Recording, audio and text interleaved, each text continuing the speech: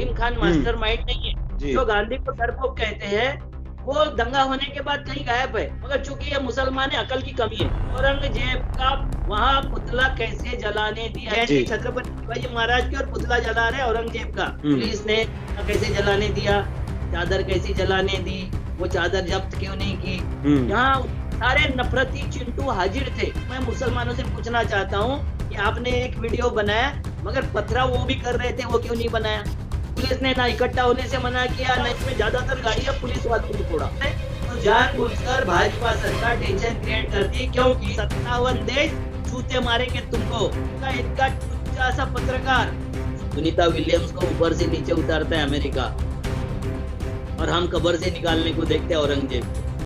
हमारे देश में हिंसाएं होती रहती हैं, झगड़े होते रहते हैं, लेकिन अगर उन्हीं झगड़ों को, हिंसा को कोई स्पेशल संगठन या किसी पार्टी के कार्यकर्ता करें तो बात करना उचित हो जाता है। घर घर के झगड़े होते हैं, वैसे तो बहुत सारी चीजें हर रोज इस तरह की आती हैं जो देखने लायक भी नहीं होती। अभी नागपुर में हिंसा हुई जिसमें बजरंग दल और विश्व हिंदू परिषद दोनों के तालमेल से नागपुर में झगड़ा कराया गया। बहुत सारी वीडियोज वायरल हो रहे हैं। वीडियो में पुलिस वाले भी डंडे उठाकर गाड़ियों को तोड़ते हुए, घरों के ऊपर पत्थर बरसाते हुए नजर आ रहे हैं।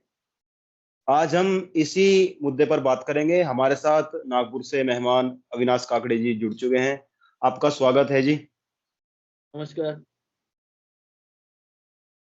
ये जो झगड़ा हुआ है, जो हिंसा हुई है नागपुर में, कहा जाता है नागपुर बड़ा सुंदर शहर है, प्यार मोहब्बत का शहर है, संतरों का शहर है, और आरएसएस का मुख्यालय भी नागपुर में ही है। बहुत सारी चीजें नागपुर से जुड़ी हुई हैं। और आज ये जो परसों से घटना हो रही है और लगातार जिन पर बात हो रही है, आप इसके बारे में क्या कहना चाहते हैं? जी नमस्कार। क्या हो रहा है कि दरअसल एक छावा पिक्चर आया था। जी तो छावा पिक्चर में जिस तरीके का बताया गया है, देखो ये पिक्चर नॉवेल पर आधारित है, हिस्ट्री पर आधारित नहीं। वो डिस्क्लेम भी दिया है कि ये हिस्ट्री नहीं है, मगर हमारे यहाँ बाढ़ सी आई हुई है। कभी केरल स्टोरी, जी कभी कश्मीर स्टोरी, कभी कुछ ये बताने का पूरा प्रयास करते हैं। मतलब आदि मानव में भी जो बनाया था आदि पुरुष, वो एक नफरती चिंटू ने बनाया था। उसने उसमें जो रावण बताया था, वो दाढ़ी वाला, और वो बताया था कि रावण कब था, इस्लाम कब आया। और रावण तो दश ग्रंथी ब्राह्मण था, मगर उसको भी मुसलमानों के यानी भेष में बताया गया। तो ये पूरा का पूरा डिस्कोर्स है, पूरा का पूरा डिस्कोर्स है, बीजेपी चलाती है। और ये मुसलमान उसमें फंसते रहते, हर वक्त फंसते, हर वक्त। वो जाल बिछाते हैं तो ये दाना चुगने जाते हैं, वो जाल बिछाते हैं, ये दाना चुगने जाते हैं हर वक्त। ये पूरी स्टोरी हो गई है। अभी 10-20-25 साल की स्टोरी है ये, कि उन्होंने जाल जी बिछाया कि जाके वहां फंसने का ही प्रयास करते। देखो जिस दिन ये घटना हुई है नागपुर की, उस दिन छत्रपति शिवाजी महाराज का तिथि के अनुसार जन्मदिन था। इस पे बहुत विवाद हो चुका है महाराष्ट्र में कि तिथि के अनुसार करना चाहिए या अंग्रेजी कैलेंडर के अनुसार करना चाहिए। महाराष्ट्र सरकार ने मान लिया कि ये अंग्रेजी कैलेंडर के अनुसार होना चाहिए, क्योंकि अंग्रेजी कैलेंडर पूरी दुनिया में मनाया जाता है। इस साल 19 फरवरी को उत्तर प्रदेश के भी 20-25 जिलों में छत्रपति जयंती मनाई गई। कनाडा में मनाई गई, अमेरिका में मनाई गई, ब्रिटेन में मनाई गई, दुबई में मनाई गई, और इधर नॉर्थ ईस्ट के जो हमारे ये है देश है, उनमें भी मनाई गई। मलेशिया हो या थाईलैंड हो, वहां भी जो मराठी समुदाय है उन्होंने मनाया। अगर ये तिथि के अनुसार होगा तो नहीं मना सकते, क्योंकि तिथि में जी कैलेंडर तो आपको पता है हर जगह बदल जाता है। तिथि का जी कैलेंडर तो महाराष्ट्र का भी कैलेंडर, 2 कैलेंडर हो सकते हैं महाराष्ट्र में भी। पश्चिम महाराष्ट्र का एक, उत्तर महाराष्ट्र का एक, और दक्षिण महाराष्ट्र का एक, और विदर्भ का एक, ऐसे भी हो सकता है ना। कई त्योहार ऐसे होते हैं, कुछ त्योहार विदर्भ में मनाए जाते हैं, कुछ वहां मनाए नहीं जाते, है ना। इस तरीके से होता है। तो ये यहाँ हमारे यहाँ जो आरएसएस है, नारंगी फौज, जी तो हर वक्त हमारे महापुरुषों के जो जन्मदिन होते हैं या उनकी मृत्यु दिन होते हैं, उसके बारे में विवाद खड़ा करते हैं कि विवादों में घिरा रहे, उसकी अच्छी बातें सामने ना आए जनता के। खाली हम उसी जी में ही झगड़ते हैं कि जन्मदिन हुआ था कि नहीं, जन्म हुआ था कि नहीं, और मृत्यु कैसी हुई और कब हुई, इसके बारे में हम चर्चा करें। उसके अच्छे काम हम न बता सके और ये उसके बुरे कामों का विस्पर कैंपेन चला सके। हालांकि बुरे कैंपेन का झूठ फैलाते हैं, हर वक्त ये इन्होंने झूठ फैलाया। अभी हमारे हम्म महाराष्ट्र में ये चल रहा है कि एक सोलापुरकर का नाम के एक हरामी था, उसने छत्रपति शिवाजी महाराज के बारे में गलत बोला। एक प्रशांत कोरटकर करके नागपुर का एक टुच्चा सा पत्रकार था, टुच्चा सा पत्रकार जो स्लीपर पे चलता था। आज उसके पास में रोल्स राइस की 5-6 करोड़ की गाड़ी है उसके पास। उसके फोटो मैं आपको भेजूंगा। वो फोटो महाराष्ट्र के सीएम के साथ में, महाराष्ट्र के कई पुलिस अफसरों के साथ में उसके फोटो है, बहुत क्लोज फोटो है। मतलब कंधे पे हाथ रख के और ये हाथ गले में हाथ डाल के और इस तरीके से, और पारिवारिक फोटो भी है, मैं कोलाज भेजूंगा आपको पूरा का पूरा। तो उस जी प्रशांत कोरटकर में इंद्रजीत सावंत इतिहास हमारे यहाँ लिखते हैं, बहुत शानदार इतिहास लिखते हैं वो छत्रपति का। उनके बारे में उनको फोन पर चर्चा किया, क्योंकि उन्होंने जो इतिहास बताया था ये इसका संभाजी महाराज का, वो इनको जमा नहीं। वो क्या बोलता है कि हम्म ब्राह्मण का राज्य है महाराष्ट्र में और तू बोलने की हिम्मत कैसे करता है। अभी इनको पता नहीं है कि हम्म ब्राह्मण का राज्य वहां वो होगा, यहाँ तेरे को बचाने वाला कोई नहीं मिलेगा। तो उसके ऊपर जी एफआईआर दर्ज कोल्हापुर में, क्योंकि इंद्रजीत सावंत कोल्हापुर में रहते हैं, उसको बचाने के लिए मात्र ये नागपुर का विवाद, मैं पूरे जिम्मेवारी के साथ कहता हूं कि देवेंद्र फडणवीस गैंग ने किया है। पूरा दंगा, मास्टरमाइंड इसको ये बोलते हैं कि फहीम खान मास्टरमाइंड है। ये फहीम खान हम्म मास्टरमाइंड नहीं है, क्योंकि दंगा करने के लिए उत्तेजित करने वाला मास्टरमाइंड होता है ना, जी कि जाल में फंसने वाला मास्टरमाइंड होता है। ये तो दाना चुगने गया था फहीम खान, हम्म ये पुलिस में रिपोर्ट लिखाने गया था, मगर चूंकि ये मुसलमान है, अकल की कमी है, पूरी अकल की कमी है इनके पास में। अकल नाम की कोई चीज नहीं होती है, अकल का दखल नहीं चलता इनमें। तो इन्होंने क्या हम्म किया कि पहले शुरुआत हुई कि जो छत्रपति शिव जयंती थी, वहां पुलिस वाले हाजिर रहते, क्योंकि वहां पर सब उनको श्रद्धा सुमन अर्पित करने आते हैं, श्रद्धांजलि देने आते हैं, उत्सव मनाने आते। सब तरीके से जब भी कुछ भी छत्रपति का रहा, राज्याभिषेक हो, हुतात्मा दिवस हो या जन्म जयंती हो, वहां आते हैं, पुलिस बंदोबस्त रहता है। वहां इस एक बाजू में वहां मुस्लिमों की बस्ती है, दूसरे बाजू में हिंदुओं की बस्ती है पूरा। जी और वो पुराना नागपुर है, जहाँ नितिन गडकरी जी भी रहते हैं और जहाँ हमारे ढोल डॉक्टर भी रहते हैं, मोहन भागवत जी, वो भी जी वही जी रहते हैं। ठीक है, जी जो गांधी को डरपोक कहते हैं, वो दंगा होने के बाद कहीं गायब है। वो दिखे नहीं वहां शांति की अपील करते हुए। उनको दिखना जी चाहिए था, एसपीजी लेके आना चाहिए था, क्योंकि तुम बहादुर हो बहुत, तो एसपीजी लेके आना चाहिए था, कोई समस्या नहीं थी। मगर शांति की अपील करते दिखे नहीं। क्यों करेंगे वो अपील? क्योंकि औरंगजेब का वहां पुतला कैसे जलाने दिया इनकी पुलिस हाजिर होते हुए। जी किसी की जयंती पर किसी का पुतला जलाना ये रिवाज नहीं है, पूरे दुनिया में नहीं है, महाराष्ट्र में भी रिवाज नहीं है कि जी जयंती छत्रपति शिवाजी महाराज की और पुतला जला रहे औरंगजेब का। पुतला जलाने हम्म के लिए, प्रदर्शन करने के लिए आपको अनुमति लेनी पड़ती है। तो क्या पुतला जलाने वालों ने अनुमति ली थी? फिर पुतले के साथ में हरी चादर क्यों जलाए?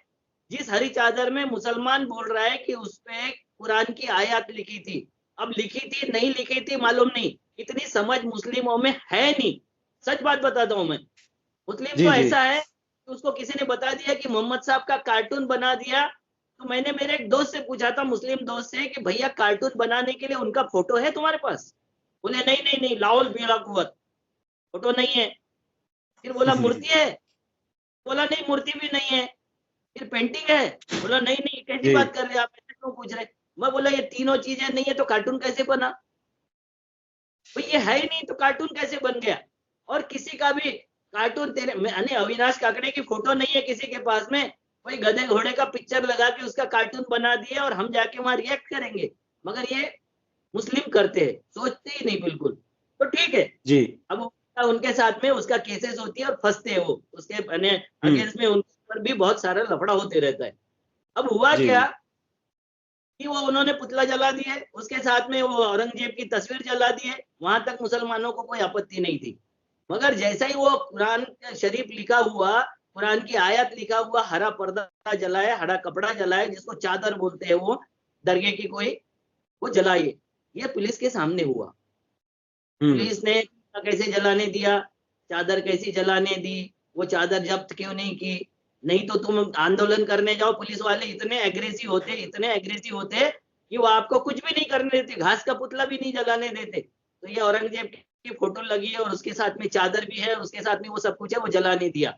क्यों? क्योंकि चाहते थे, वो चाहते थे कि मुसलमानों को उत्तेजित किया जाए। ये उन्होंने जाल बिछाया था, तुरंत बड़ी बढ़िया जाल बिछाया था।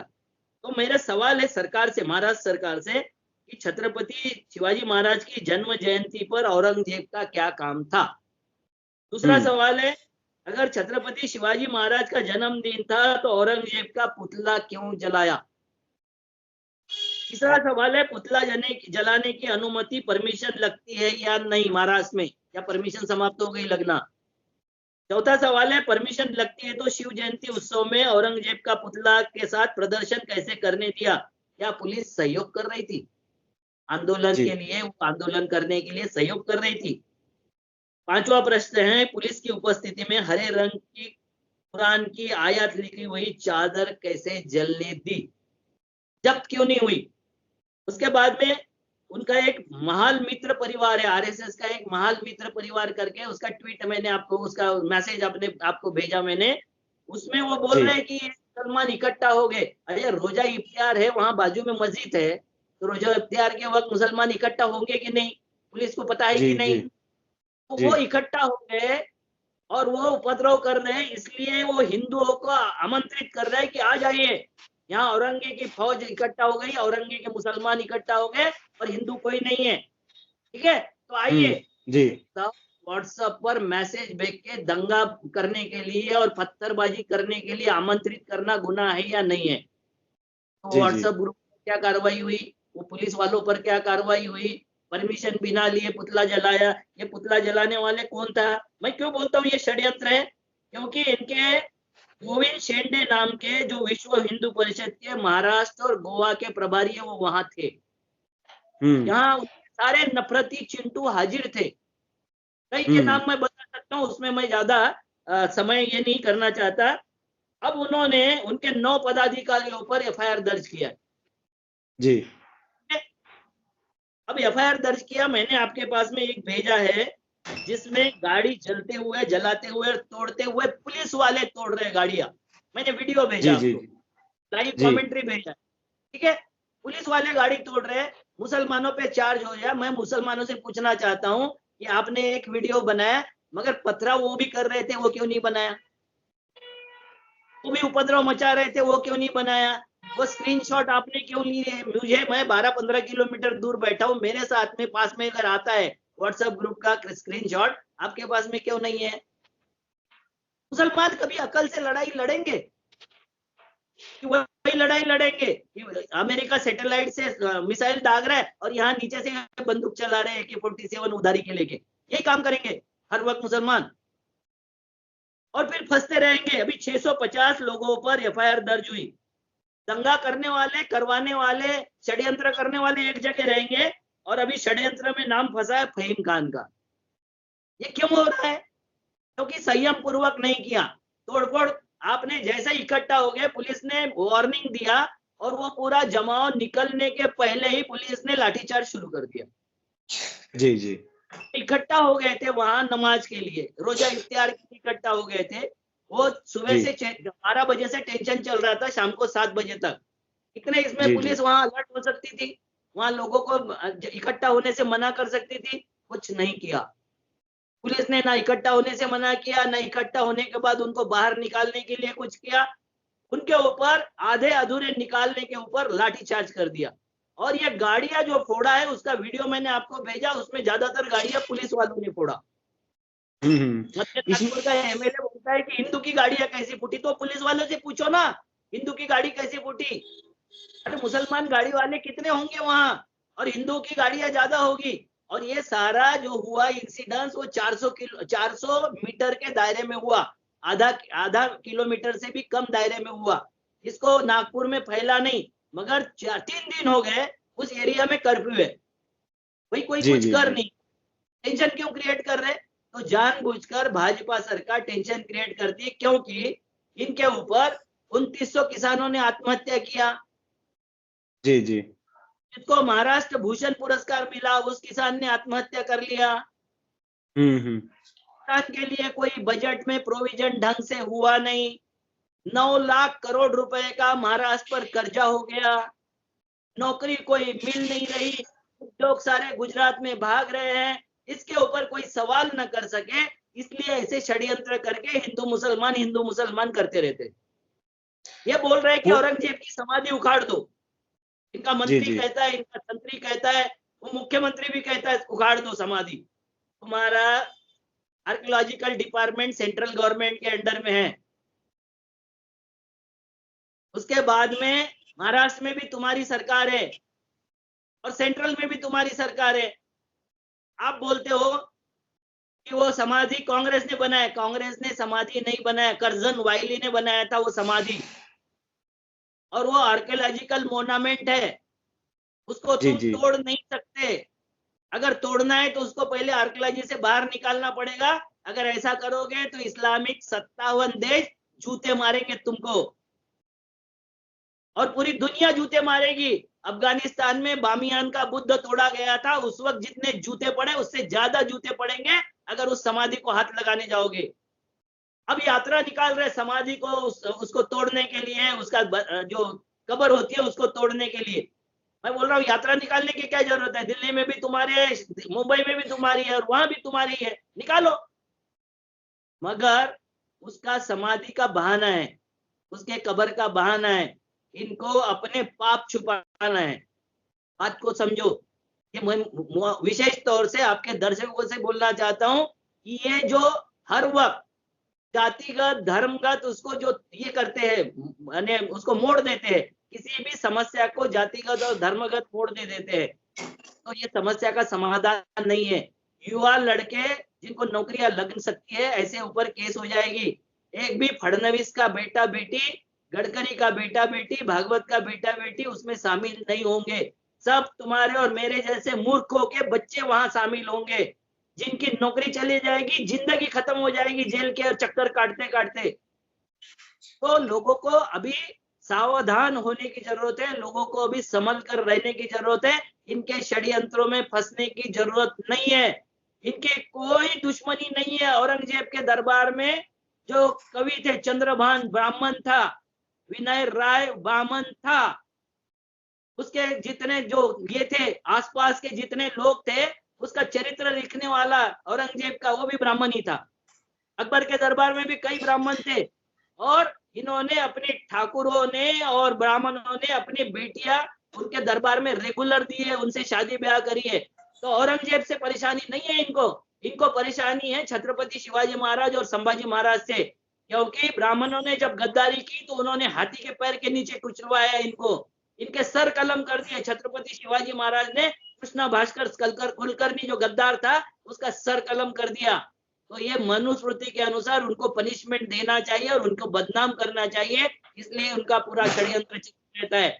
जब कोश्यारी नाम का इनका गवर्नर, कोरटकर नाम का इनका टुच्चा सा पत्रकार, सोलापुर नाम का इनका एक सा आदमी, यहाँ एक मनोहर कुलकर्णी नाम का एक है, आम खाने से पैदा हुआ है, वो नॉन बायोलॉजिकल, जैसा दिल्ली में एक नॉन बायोलॉजिकल बैठा हुआ है वैसा ये नॉन बायोलॉजिकल है यहाँ एक, ये भी यहाँ बैठा हुआ है। ऐसे लोग जब छत्रपति का अपमान करते हैं, माँ जिजाऊ का अपमान करते हैं, संभाजी राजे का अपमान करते हैं, तो इनको शर्म नहीं आती। मगर सावरकर का अपमान किया, माफी वीर का अपमान किया, तुरंत आ जाते सामने बैठ के, क्योंकि इनका डीएनए बोलता है। ये हमको जातिवादी बोलते हैं, मगर ये जाति के लिए कुछ भी करने को तैयार है। सावरकर अगर ब्राह्मण नहीं होता तो ये कुछ भी कभी भी उसका नाम नहीं लेते, कभी उसका नाम नहीं लेते, क्योंकि इतने पाप किए हुए उस आदमी ने, इतना गलत किया हुआ है, इतना गलत इतिहास लिखा हुआ है कि आप उसका उल्लेख अगर करते रहो, कभी सावरकर के बारे में पूछना तो मैं पूरा बता दूंगा, पूरा उसका कच्चा चिट्ठा बांट दूंगा। तो ये ध्यान में रखने की जरूरत है, उकतावे में ना आए, उनके मैंने फैलाए हुए जाल में ना फंसे। मुसलमान अकल से काम ले, अगर नहीं लोगे बहुत बुरे बुरे दिन आएंगे, ये बोलता हूँ। अच्छा, ये जो औरंगजेब वाला मैटर बहुत दिन से चला है, जब से छावा फिल्म आई है तब से ये चला हुआ है। औरंगजेब ने ऐसा क्या कर दिया था जिसकी वजह से पूरा का पूरा एक वर्ग जो है डरा हुआ है, सहमा हुआ है और बार बार ऐसी ऐसी टिप्पणियां कर रहा है। मैं सोशल मीडिया पर कई दिन से देख रहा हूँ औरंगजेब के खिलाफ जहर उगला जा रहा है। लगभग 317 साल हो गए हैं उनको यहाँ से गए हुए, इस दुनिया से गए हुए। फिर भी अब 317 साल के बाद बदला लेने की कौन सी जरूरत आन पड़ी है? देखो, मैंने एक आपको ये भेजा हूँ, कार्टून भेजा हूँ, जिसमें रेस लगी हुई है सारी दुनिया के देशों की और भारत उल्टी दिशा में कबर खोदने के लिए जा रहा है। सुनीता विलियम्स को ऊपर से नीचे उतारता है अमेरिका, और हम कबर से निकालने को देखते हैं औरंगजेब को, क्योंकि हमको भविष्य नहीं करना है, भविष्य नहीं दिखाना है, भविष्य अच्छा करना नहीं है। वर्तमान तो नर्क कर दिया हमने, भविष्य भी हमारे बच्चों का नर्क में डालना है, क्योंकि उनके बच्चों के साथ कंपटीशन नहीं होनी चाहिए हमारी। हमारे बच्चे पढ़ने लिखने लग गए तो अब उनके साथ कंपटीशन हो गया। उनको लगता है कि ये साले कंपटीशन में आएंगे कूड़े कबाड़, और ये हमारे गधों को समझता नहीं है। ना जाटों को, ना गुजरों को, ना मराठों को, ना कोयरी को, ना कुर्मी को, ना कुशवाहा को। सबसे ज्यादा मूर्ख तो हमारी ओबीसी जाती है, किसान जाती है। इनको समझता नहीं, उनका जी जी हथियार बन जाता है तुरंत। औरंगजेब कोई जी मुद्दा जी नहीं है, 400 साल पहले मर चुका है। वो भी कबर से आके बोलेगा कि भैया मैं तो मर चुका हूं, तुम ये क्या कर रहे हो, तुम्हारा भविष्य सुधारो। क्योंकि औरंगजेब के जमाने में भारत की इकोनॉमी वर्ल्ड के इकोनॉमी में एक क्लास थी। किसी कोई बोलता है 25% हमारी हिस्सेदारी थी, कोई बोलता है 34% हमारी हिस्सेदारी थी। जिस हम्म। राजा ने इतना क्लासिफाइड इकोनॉमी हमारी बढ़ाया होगा, इतनी बड़ी इकोनॉमी किया होगा, उसको ये बोलते हैं कि ब्राह्मणों के 10 क्या बोलते हैं उसको, 10 मन जनेऊ जनेऊ। काटता था जब खाना खाता था। अभी वो जी सपा का जी प्रवक्ता, मैं तो 10 साल से बोल रहा हूँ कि 2 ग्राम का जनेऊ होता है। मेरा 10 साल पहला वीडियो है इसके बारे में, यहाँ के काशी विश्वनाथ के बारे में, आपने देखा होगा। मैंने उसको बोला जी था कि जी जी 2 ग्राम जनेऊ और 10 मन जनेऊ काटे तो उस वक्त भारत की जनसंख्या ही 15 लाख थी, 15 करोड़ थी। ये कहाँ से बचते हैं, ये झूठ बोलते हैं। उन्होंने औरंगजेब के 7-8 मंदिर तोड़े हैं, मगर 10 मंदिर बनाए भी है। समझ गए बात। ये जी मंदिर जी जी मस्जिद का चक्कर नहीं था। छत्रपति शिवाजी महाराज की सेना में भी मुस्लिम थे और औरंगजेब के सेना में भी हिंदू थे। वो अभी दिया कुमारी बोलती है मोदी के सिवाय और कोई बढ़िया शासक नहीं है। इसका दादा परदादा जो था मिर्जा राजे जयसिंह, जिसने छत्रपति शिवाजी को आगरा ले जाने के लिए बाध्य किया और यहाँ पूरा कत्लो गारो मचाया था, वो मिर्जा राजे जयसिंह की वो पोती पर पोती है। समझ गए बात को। तो जी ये जी उसके साथ में थे हिंदू। अब हिंदू थे और हिंदू राज क्यों मिटाने आए थे, और तुम इसको हिंदू राजा बोलते हो। वो हिंदू राजा नहीं थे, वो जनता के राजा थे, वो रैयत के राजा थे, वो सबके राजा थे। शिवाजी महाराज के लिए एक बात और प्रचलित है कि ब्राह्मणों ने उनको तिलक नहीं करने दिया, और जब तिलक लगाने का नंबर भी आया तो पैर के अंगूठे से तिलक लगवाया। इसके ये इसके पीछे की क्या सच्चाई है? उनको बामसेफी जो पढ़ाते हो तुम पढ़ते हो, इतिहास पढ़ने का, इतिहास लिखने का तो तुम्हारा कोई मतलब नहीं है। सारे बैलछाप लोग घूमते रहते उत्तर प्रदेश में इतिहास बताते हुए। जी छत्रपति जी शिवाजी महाराज के बेटे को, जो युवराज संभाजी राजे थे, वो अंग्रेज के शासक के साथ में उस वक्त अंग्रेजी में बात कर रहे थे। संस्कृत भाषा में कई ग्रंथ लिखे, 13 भाषा के विद्वान थे वो। जी उनके सामने पौराणिक ग्रंथ मंत्रों से बात करने की औकात नहीं थी, क्योंकि उनको वैदिक मंत्र, पौराणिक मंत्र और शाबरी मंत्रों में फर्क समझता था। तो पैर के जी अंगूठे से तो हाथ का अंगूठा भी पूछ के लगाया होगा कि महाराज झुक के मुजरा करके लगाया होगा हाथ का अंगूठा। पैर का अंगूठा अगर लगाता तो संभाजी राजे नीचे ही बैठे थे, खुले से काट देते पकड़ के साले को, खुले से काट देते। राज्याभिषेक इसलिए कराना पड़ा कि हमारे लोगों को चूल रहती है ना, हमारे जी लोगों जी को जी शौक, आज भी शौक है ना, मंत्री बना गया, एमएलए बना गया, एमपी बना गया, वहां गए हम्म। बिना लगता ही नहीं कि आदमी अपना बड़ा है। ये हमारे लोग गधे हैं। तो क्या हो गया कि उस वक्त न्यायदान होता था, राजा है तो न्याय करेगा। तो जी जी ब्राह्मणों के मन में यह था कि जब तक राजदंड हाथ में नहीं आता, जब तक न्याय नहीं होगा। और इसलिए महाराष्ट्र के सारे ब्राह्मण उसके विरोध में थे कि इनके हाथ में राजदंड नहीं आना चाहिए, न्याय करने का अधिकार मात्र ब्राह्मणों को, गोतमुख से न्याय होना चाहिए, मतलब ब्राह्मण ही न्याय करेगा। आपने देखा कि एक अभी ब्राह्मण न्यायपीठ पर बैठा हुआ है मिश्रा नाम का, वो बोलता है कि लड़की के प्राइवेट अंगों को छेड़ना, उसके नाड़ा खोलना, उसके पैजामे का, ये लैंगिक अपराध नहीं है। इसलिए वो उनको बोला जाता है कि इनका सालों का न्यायिक चरित्र ही नहीं है। जी इनको किसी भी जुडिशियली में नहीं भर्ती करना चाहिए। आज पूरी हेडलाइन है उसकी, मैंने आपको उसकी कटिंग भेजा कि नहीं, मैं तो भेज दूंगा मैं कटिंग, कि वो आपके यहाँ का जज है, इलाहाबाद हाई कोर्ट का जज है, वो इस तरीके से जजमेंट देता है न्यायपीठ पर बैठकर। तो इनका ये न्याय चरित्र नहीं है, ये सत्ता के लिए कुछ भी कर सकते हैं। और आपको एक बात बताता हूँ, ये ब्राह्मणों की भी बलि दे सकते हैं, ये हिंदुओं का भी बलि दे सकते हैं। इन्होंने 1.5 करोड़ बांग्लादेशी हिंदुओं का बलि दे दिया हिंदू मुसलमान करने के लिए। इन्होंने हर जगह बलि दी है, हर जगह, क्योंकि हमारा सत्ता और सिंहासन कायम रहे, काबिज रहे, इसलिए बलि दे दिया। अभी आप देखिए विश्व हिंदू परिषद के जितने थे नफरती चिंटू, सबके ऊपर केसेस दर्ज हो गई, 9 जनों के ऊपर केसेस दर्ज हुई। वहां उनके साथ में 150-200 लोग थे। मुसलमानों पे अगर 650 लोगों पर केस हो सकती है, तो इनके 9 ही लोगों पर क्यों? ये 250-300 लोग थे, उनके ऊपर क्यों नहीं केस दर्ज हुई? और वो यू टर्न ले रहे, पुलिस ने जैसे ही पकड़ लिया तो यू टर्न ले ले, नहीं हमारा कुछ नहीं, हमारा ये नहीं। अभी तुम्हारे लोगों ने लाइव इंटरव्यू दिया है, भड़काऊ भाषण दिए, सब बोल रहे थे सब फरार है, जी सब जी फरार है, ठीक है। और सारे मुसलमानों को पकड़ना शुरू है। जो मुसलमान वहां गया था रिपोर्ट दर्ज कराने की, हमारा वो हरी चादर जलाया, कुरात की आयत जलाया, पुलिस वालों से झगड़ा करके वापस आ गए, और उसको भी मास्टरमाइंड बोल रही है। उसको अकल नहीं है कि डीसीपी के पास जाना चाहिए था, सीपी के पास जाना चाहिए था, कोई नहीं मांगता तो मेल भेजना चाहिए था, तो मास्टरमाइंड तो नहीं बनता ना, आंदोलक बनता। तो ये सब इनको समझने की जरूरत है मुस्लिमों को, नहीं तो ये राजनीतिक रोटियां इनके ऊपर सेकते रहेंगे और ये बेमौत मरते रहेंगे। जी जी जी चलो, बहुत बहुत धन्यवाद आज आपका, आपने हमें समय दिया। और हम कोशिश करते रहेंगे कि इस तरह के मुद्दों पर, जो देश के ज्वलंत मुद्दे हैं, उन पर हम आपसे बात करते रहें। और अगला अभी एक वीडियो। कि उकसाने वाली पोस्ट पर 11 को जेल भेजा, और जिनको जेल भेजा वो सब मुसलमान है, मगर इनके जो उकसाने वाली पोस्ट आई थी उसके ऊपर एक भी जेल में नहीं गया अभी, जी उनको जी बेल मिल, समझे।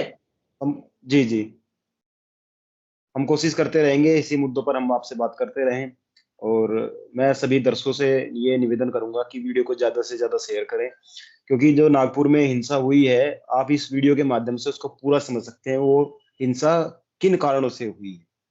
तो आपका बहुत बहुत धन्यवाद। आप ज्यादा से ज्यादा चैनल को सब्सक्राइब करते रहें, ज्वाइन करते रहें, और कमेंट करके जरूर बताइएगा कि आपको क्या लगता है, क्या देश में दोबारा से फिर एक नफरत फैलाने का माहौल बनाया जा रहा है, जिस तरीके से 2013 में तैयार किया गया।